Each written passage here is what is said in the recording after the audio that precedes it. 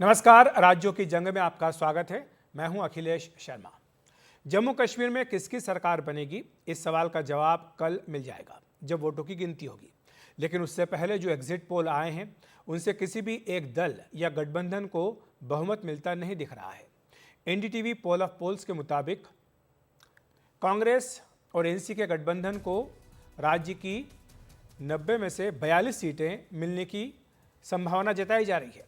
वहीं बीजेपी को 27 सीटें मिलने की बात कही जा रही है। पीडीपी को 7 सीटें मिल सकती है, जबकि अन्य के खाते में 14 सीटें आ सकती हैं। साफ है कि एग्जिट पोल त्रिशंकु विधानसभा का संकेत दे रहा है। ऐसे में जम्मू कश्मीर में क्या क्या संभावनाएं बन सकती हैं, इस पर भी एक नज़र डाल लेते हैं। पहली संभावना तो ये है कि कांग्रेस और नेशनल कॉन्फ्रेंस की सरकार अपने बूते ही बन जाए, यानी इस गठबंधन को स्पष्ट बहुमत मिल सकता है। दूसरी संभावना यह है कि निर्दलियों और छोटे दलों के समर्थन से बीजेपी सरकार बनाए।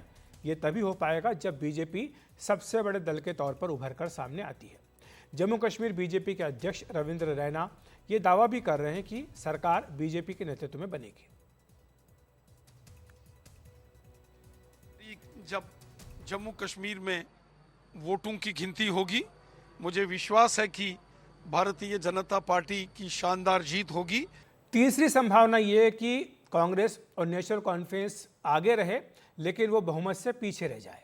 ऐसे में पीडीपी कांग्रेस नेशनल कॉन्फ्रेंस के साथ जुड़ सकती है और फिर ये 3 दलों की सरकार मिलकर बन सकती है। ये भी एक संभावना है और नेशनल कॉन्फ्रेंस के नेता और पूर्व मुख्यमंत्री फारूक अब्दुल्ला भी इस संभावना से इनकार नहीं कर रहे। आइए सुन लेते हैं।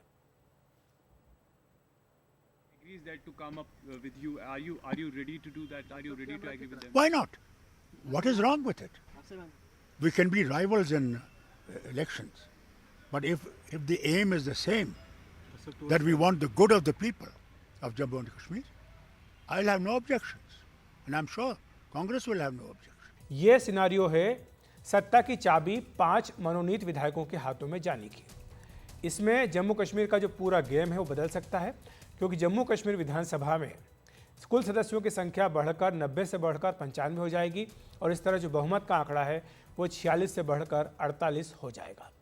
आपको बता दें कि जो जम्मू कश्मीर का पुनर्गठन का कानून है उसमें उपराज्यपाल को यह अधिकार है कि वो 5 विधायकों को मनोनीत कर सकते हैं। इनका मनोनयन विधानसभा की बैठक से पहले होगा। जम्मू कश्मीर पुनर्गठन कानून 2019 में इसका प्रावधान किया गया है। यहाँ पर महत्वपूर्ण बात यह भी कि जो 5 मनोनीत विधायक होंगे इन्हें वोट देने का अधिकार भी होगा। तो इसी पर चर्चा करने के लिए हमारे साथ 2 खास मेहमान जुड़ रहे हैं। मनु श्रीवास्तव, वरिष्ठ पत्रकार, साथ ही जफर चौधरी, वरिष्ठ पत्रकार भी हमारे साथ जुड़ गए हैं। आप दोनों का बहुत बहुत स्वागत है एनडीटीवी इंडिया पर। जफर साहब, शुरुआत आपसे करूंगा। 4 बड़ी संभावनाएं जो कल जम्मू कश्मीर में बन सकती हैं, इन पर हमने विस्तार से चर्चा की है। आपके हिसाब से हवा किस तरह बह रही है? जो एग्जिट पोल का रुझान है उसके मुताबिक कौन सा सिनारियो है जो ज़मीन पर सच हो सकता है? मुझे तो अगर कुल मिला के मैं सारा देखूं, जो खुद भी हमने कवर किया है, लोगों से बात की है, और ये एग्जिट पोल का भी अगर कुल मिला के देखा जाए, मुझे तो एक 5वीं संभावना भी नजर आ रही है। अच्छा। ऐसा लगता है कि अगर नेशनल कॉन्फ्रेंस कांग्रेस को कुल मिलाकर 48 नंबर नहीं मिलते हैं तो कतई जो है वो 5 लोगों को, जो मनोनीत 5 मेंबर्स होंगे, वो मिलाकर भी भाजपा और साथ में जो, जैसे आप ही ने बताया, जो एनडीटीवी का पोल ऑफ पोल्स है उसमें बताते हैं कि शायद 12 के करीब वो लोग आ जाएंगे, 14 के करीब लोग आ जाएंगे जी। तो 27 और 14 41, 5 अगर वो मनोनीत आ जाते हैं तो तब भी 47 बनते हैं, तो 48 का आंकड़ा फिर भी पार नहीं होता है। तो मुझे 5वीं संभावना ये लगती है कि कहीं ऐसा ना हो जैसे 6 साल से सेंट्रल रूल यहाँ पे लग रहा है और कोई भी पॉसिबिलिटी इमर्ज ना हो, कोई भी अलायंस जो है वो अपना दावा ना बना सके और कहीं आने वाले लंबे समय तक दोबारा से सेंट्रल रूल यहाँ पे ना लगा दिया जाए। लेकिन ये है कि जो कुंजी 5 लोगों के हाथ में ये चली जाती है कि वो डिसाइड करेंगे, ये थोड़ा सा जो जिन लोगों ने वोट डाला है, जो लोग इलेक्ट होकर आए हैं, उनके लिए ये थोड़ा डिसएडवांटेजेस लगता है। अब ये डिसाइड हो गया कि जितने हर्षोल्लास के साथ, जितने उत्साह के साथ लोगों ने वोट डाला है, तो उनकी भी जो पावर्स हैं, अथॉरिटी हैं, वो भी उतनी ही रहेंगी और जो नॉमिनेटेड एमएलएस हैं उनकी भी अथॉरिटी उतनी ही रहेगी। तो ये फ्लोर के ऊपर जो नॉन बीजेपी पार्टीज या नॉन बीजेपी एलीज जितने भी हैं, ये उनके लिए बहुत बड़ा डिसएडवांटेज है जी। मनु जी, आपके पास आऊंगा। आपको क्या संभावना सटीक होती नजर आ रही है? बिल्कुल अखिलेश जी, जो एग्जिट पोल आए हैं उनके अनुसार और जो हमें ग्राउंड से सूचनाएं मिल रही हैं उसमें मुझे लगता है कि नेशनल कॉन्फ्रेंस कांग्रेस का जो गठबंधन है वो मेजॉरिटी आंकड़े को छू लेगा और कमोबेश यही हालात बन रहे हैं कि दोनों जो दल हैं वो सरकार बना सकने की स्थिति में होंगे, क्योंकि पीडीपी ने भी जो अपना बयान दिया है उसमें उन्होंने अपना समर्थन जाहिर किया है। हालांकि ये भी साफ नहीं है कि पीडीपी सरकार के अंदर शामिल होगी जो जहाँ समर्थन बाहर से करेगी, लेकिन ऐसा ज़रूर है कि पीडीपी भी एनसी कांग्रेस गठबंधन के साथ ही जाएगी। और एक और बात अखिलेश जी, कुछ निर्दलीय उनके जीतने की संभावना व्यक्त की जा रही है जम्मू क्षेत्र में भी, तो मुझे लगता है कि वो भी गठबंधन के साथ ही जाना पसंद करेंगे।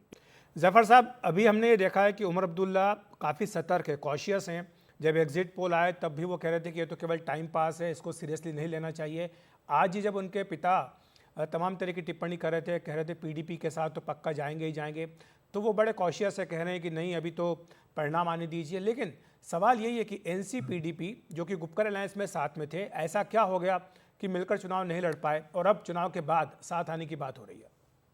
ये इस क्वेश्चन के दो एलिमेंट हैं। पहले तो ये कि जो इनकी पृष्ठभूमि है नेशनल कॉन्फ्रेंस और पीपल डेमोक्रेटिक पार्टी की, वो एक ही है। इनका जो आधार है, जन आधार है, वो कश्मीर वैली में ही है। तो वहां पे कोई भी पार्टी दूसरे को अपनी जो स्पेस है वो कंसीड नहीं करने देती है। अब पीडीपी ने जब 2014 में बीजेपी के साथ अलायंस किया, उसके बाद जिस तरह से हालात बने, फिर जब गवर्नमेंट गिरी, उसके बाद नेशनल कॉन्फ्रेंस की स्थिति कश्मीर में बहुत बेहतर बनी है। और नेशनल कॉन्फ्रेंस नहीं चाहती कि ये इतनी जो बनी हुई भूमि है ये पीडीपी को प्लेटर के ऊपर दी जाए, सिर्फ इसी चीज के लिए कि हम पोस्ट पोल जो है वो क्या कर सकते हैं। अब स्थिति ये है कि पीडीपी के जो फारूक साहब कह रहे हैं उसके पीछे की ये बात है कि पीडीपी के बहुत ही वरिष्ठ नेता है नईम अख्तर, तो उन्होंने एक स्टेटमेंट दिया है कि वो विलिंग है नेशनल कॉन्फ्रेंस कांग्रेस को सपोर्ट देने के लिए। मेरे ख्याल से ऐसी बात इमर्ज हो सकती है, लेकिन एक सिनेरियो जो है वो मेरे माइंड में और भी आता है जिसको कंप्लीटली रूल आउट नहीं किया जा सकता है। हो सकता है कि पीडीपी भी अपनी पोजीशन को कश्मीर में बहाल करने के लिए और फ्यूचर में बहुत सारी चीजों को मद्देनजर देखते हुए वो पीडीपी ऐसा फैसला करे कि ना हम एक अलायंस के साथ हैं, ना हम दूसरे अलायंस के साथ हैं। रुझान बता रहे हैं एग्जिट पोल, क्या बीजेपी इससे निराश होगी या खुश होगी? क्योंकि जम्मू में तो सबसे बड़ी पार्टी बनती दिख रही है, लेकिन फिर भी जो सत्ता की चाबी है क्या उसके हाथ में रहेगी या नहीं रहेगी? कोई संदेह नहीं कि बीजेपी जम्मू क्षेत्र में बड़ी मजबूत स्थिति में है और अच्छे खासे नंबर जुटा लेगी। जो मुझे लग रहा है कि कल वो जो उम्मीदों के अनुसार 25 सीटों के आसपास रहने की संभावना है। लेकिन बड़ा सवाल ये है कि कश्मीर से पीडीपी के साथ हाथ मिलाने की, बीजेपी के साथ हाथ मिलाने की स्थिति में आज की तिथि में कोई भी नहीं है। कोई भी इतना बड़ा जोखिम कश्मीर से नहीं उठाएगा कि वो बीजेपी के साथ जाने की कोशिश करे। 2-3 महीने बाद, 4 महीने बाद क्या स्थिति बनती है वो बात की बात है, लेकिन आज अगर जब हम देखते हैं, आज की स्थिति देखते हैं, तो मुझे नहीं लगता कि कश्मीर घाटी से कोई बड़ा ग्रुप बीजेपी को कोई सपोर्ट देगा। तो कुल मिला के यही लग रहा है कि जो सरकार अगली होगी वो कांग्रेस, एनसी और पीडीपी का भी एक बड़ा रोल रहने वाला है, जैसे मैंने पहले कहा। जी, शुक्रिया आपका मनोज जी इस तमाम चर्चा के लिए, और जफर साहब आपका भी धन्यवाद। एक छोटा सा ब्रेक ले रहे हैं, ब्रेक के बाद बात करेंगे हरियाणा की कि वहां पर अब क्या संभावना बनती दिखाई दे रही है।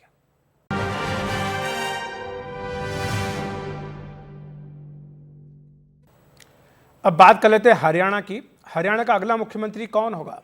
एग्जिट पोल इशारा कर रहे हैं कि इस बार हरियाणा में कांग्रेस के हाथों में सत्ता आ सकती है। ऐसे में चुनाव परिणाम आने से एक दिन पहले पूर्व मुख्यमंत्री भूपेंद्र सिंह हुड्डा ने मुख्यमंत्री की कुर्सी को लेकर अपनी दावेदारी पेश कर दी है। आज दिल्ली में पत्रकारों से बात करते हुए मुख्यमंत्री पद की दावेदारी को लेकर हुड्डा ने कहा कि ना तो मैं टायर्ड हूं ना रिटायर्ड हूं। हुड्डा ने कहा कि हरियाणा में कांग्रेस की सरकार बन रही है और आलाकमान सभी विधायकों का मत लेकर सीएम पद का फैसला करेंगे।